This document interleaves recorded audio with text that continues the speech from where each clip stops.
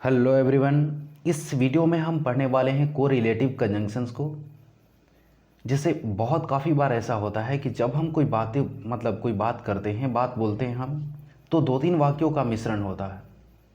अब दो तीन वाक्य का मिश्रण होता है और उसी वाक्य को एक साथ इकट्ठे रखने वाला जो कंजंक्शन होता है उसी को हम कहते हैं कोरिलेटिव कंजंक्शन।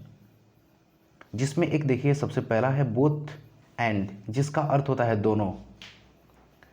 जैसे एक वाक्य में बोलता हूँ, जैसे सुनीता हारमोनियम और पियानो दोनों बजाती है। इस एग्जाम्पल में दो वाक्य आए हुए हैं। एक वाक्य है सुनीता हारमोनियम बजाती है, एक दूसरा वाक्य है सुनीता पियानो बजाती है। अब दो वाक्य को एक साथ जब रखा गया तो इसको किया गया कि सुनीता हारमोनियम और पियानो दोनों बजाती है। मतलब सुनीता दोनों वाक्य में सब्जेक्ट थी, इसीलिए उसका उसका जिक्र सिर्फ एक बार हुआ। और जब दो वाक्य को एक साथ बोलना होता है तो वैसे ही वाक्य को जोड़ने वाले कंजंक्शंस को हम कोरिलेटिव कंजंक्शंस कहते हैं। जैसे पहला है आपको बोथ एंड, जिसका अर्थ होता है दोनों।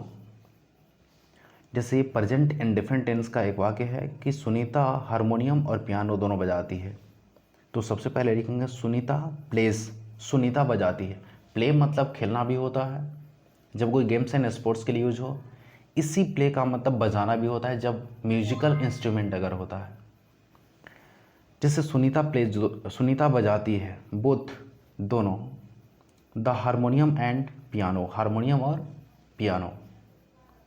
जैसे दोनों के सेंस में हम बोथ और एंड का प्रयोग करते हैं। बोथ के साथ में हमेशा एक कनेक्टर एंड ही चलता है। जैसे अगला एक वाक्य है कि हम लोग दिल्ली और आगरा दोनों जगह घूमे, मतलब दोनों जगह भ्रमण हमने किया।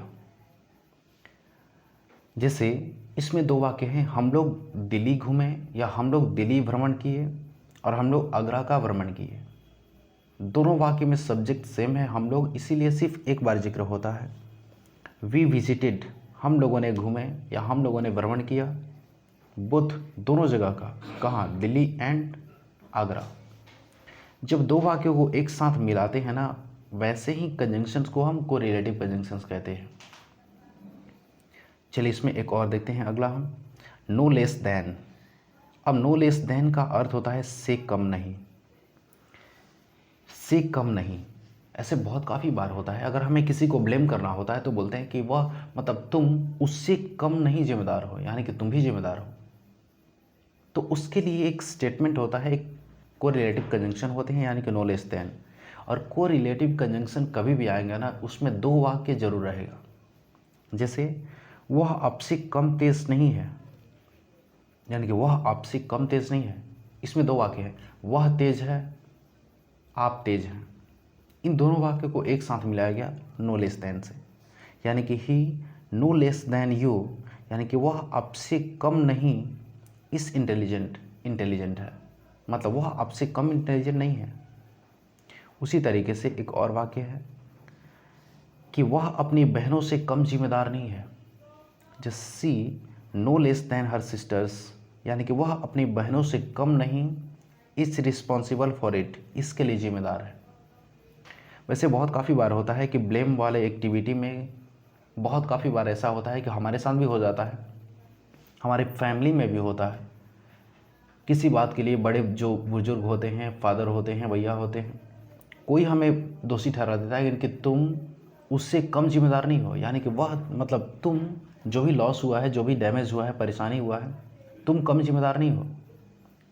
तो उसी के सेंस में नो लेस देन का यूज होता है। अब अगला देखिए, थर्ड नंबर, जो कि बहुत काफ़ी स्मार्ट एक कोरिलेटिव कंजंक्शन माना जाता है, नॉट ओनली और बट ऑल्सो, यानी कि न सिर्फ बल्कि। ये बहुत काफ़ी इंटरेस्टिंग है। जैसे एक एग्जांपल सिंपल तरीके से मैं बात करूँ, जैसे अगर मैं बोलूँ अपने बारे में कि जैसे मैं एक छात्र ही नहीं बल्कि एक गायक भी हूँ, इसी बेस पर बनता है न सिर्फ और बल्कि। मैं न सिर्फ छात्र हूँ बल्कि एक गायक भी हूँ। और जब दो वाक्यों को बोला जाता है और जो कंजंक्शन जोड़ता है ना, उसी को कोरिलेटिव कंजंक्शन कहते हैं। न सिर्फ के लिए होता है नॉट ओनली, बल्कि के लिए होता है बट ऑल्सो। जैसे मैं सिर्फ छात्र ही नहीं बल्कि एक गायक भी हूँ, वह सिर्फ शिक्षक ही नहीं बल्कि एक नेता भी है। ओके, जैसे एग्जाम्पल इसमें दिया है कि शेक्सपियर सिर्फ लेखक ही नहीं बल्कि एक अभिनेता भी था। मतलब इसमें दो वाक्य हैं, शेक्सपियर एक लेखक था और शेक्सपियर एक अभिनेता था। इसको not only but also say जोड़ा गया है। जैसे देख सकते हैं, शेक्सपियर वॉज मतलब शेक्सपियर था, नॉट ओनली अ राइटर सिर्फ लेखक ही नहीं बट ऑल्सो एन एक्टर बल्कि एक्टर भी था। शेक्सपियर एक लेखक ही नहीं बल्कि एक एक्टर भी था, मतलब अभिनेता भी था। एक और एग्जाम्पल है आपका, जैसे मैं सिर्फ छात्र ही नहीं बल्कि एक गायक भी हूँ। मैं न सिर्फ छात्र बल्कि एक गायक भी हूँ। जैसे sorry, I am not only student, मैं एक छात्र ही नहीं बट ऑल्सो अ सिंगर बल्कि एक गायक भी हूँ।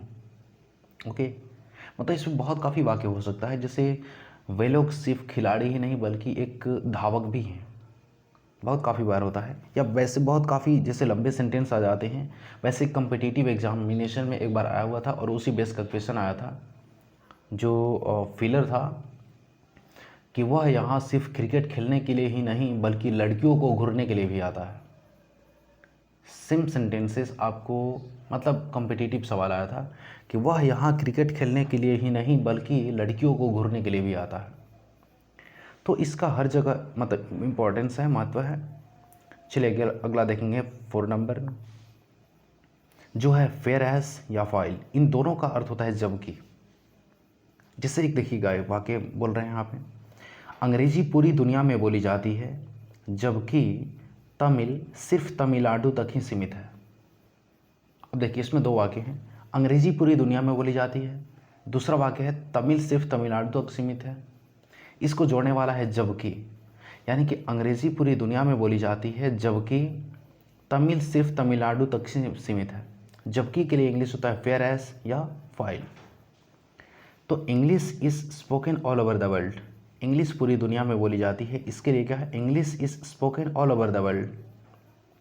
जबकि के लिए हुआ फाइल, जबकि Tamil is confined only to Tamil Nadu, जबकि तमिल तमिलनाडु तक ही सीमित है।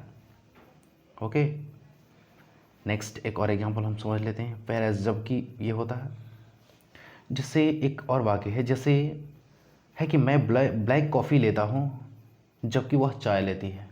अच्छा, लेने के सेंस में यानी कि पीने के सेंस में है, यानी कि मैं ब्लैक कॉफ़ी पीना पसंद करता हूँ और वह चाय पीना पसंद करती है। तो आई टेक ब्लैक कॉफ़ी, मैं ब्लैक कॉफ़ी लेता हूँ, ब्लैक कॉफ़ी को मैं पीता हूँ, जबकि यानी कि फेयर एज सी टेक्स टी, वह चाय लेना पसंद करती है। ठीक है, चलिए एक और है अगला, नेक्स्ट देखेंगे 5 नंबर, आइदर और मतलब या तो होता है ना, कि तुम या तो बुक ले सकते हो या तो मतलब पेन ले सकते हो। मतलब सिंपल तरीके से इसमें दिया है कि आप या तो उपन्यास या तो ड्रामा ले सकते हो। मतलब दो पुस्तक रखी गई है, एक नोवेल है यानी कि उपन्यास है और एक ड्रामा का बुक है। इन दोनों में से कोई आप एक ले सकते हो, आइदर और वही कहता है, दोनों में से कोई एक का चॉइस रखना।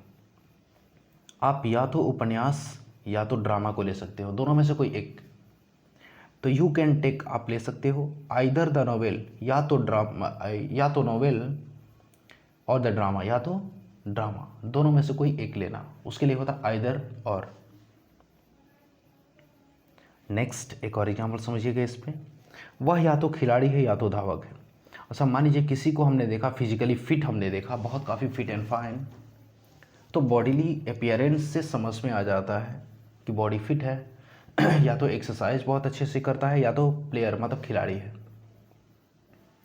वैसे भी जो स्पोर्ट्समैन होते हैं उनके फिट मतलब फिजिकल अपीयरेंस बहुत काफ़ी अट्रैक्टिव होता है। जैसे वह या तो खिलाड़ी है या तो धावक है मतलब दोनों में से एक। सी इज़ आइदर अ प्लेयर, वह या तो खिलाड़ी है या तो एक रेसर मतलब धावक है।